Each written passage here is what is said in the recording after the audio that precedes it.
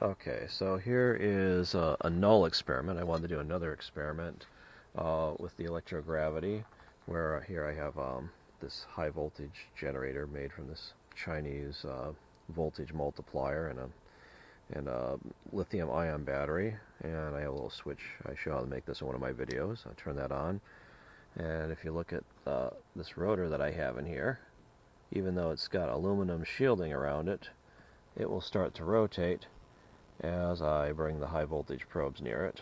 Okay? And I was hypothesizing that this is due to the Townsend Brown effect, that there's a thick dielectric out here, and it's creating an electrogravity field in that dielectric due to the polarization of the electric field. And I just wanted to do something with a much thinner dielectric to show that it doesn't rotate. And here's my rotor, which, here, let me get my finger out of the way. And we have our electrodes, and we turn that on. And again, just rotate this, rotate this thing back and forth so it's not touching the edges.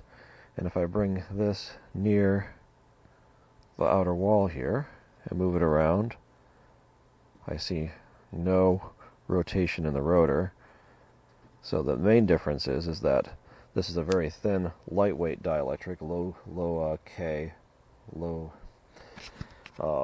mass dielectric, which Townsend Brown said would produce less of an effect, versus a thicker high K one, and it's got a capacitor kind of in between the inner shielding and the outer one. And I have the voltage off right now, but if I turn the voltage on, you will definitely see a deflection in this guy here. See, the rotor is moving. It's got a field that's penetrating the Faraday cage. And over here, this is the device that I use for my telekinesis experiments, which also shows that it's very well electrically shielded, because I'm putting, probably over 10 kilovolts, my estimate, 10 to 20 kilovolts on the outside, and it's not showing any movement at all. And then, of course, if I concentrate, which I probably can't do right now, I can turn it with the telekinesis. But anyway, all very interesting.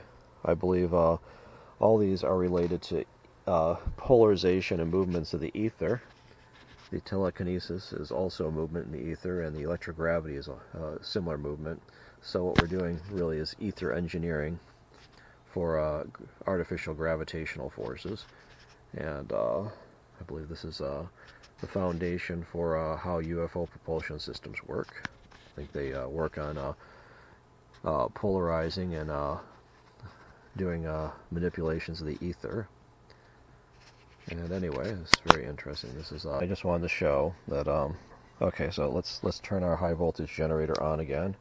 What I'm going to do is I'm moving it near the edge here, and you don't see any movement. Now let me lift up the cup.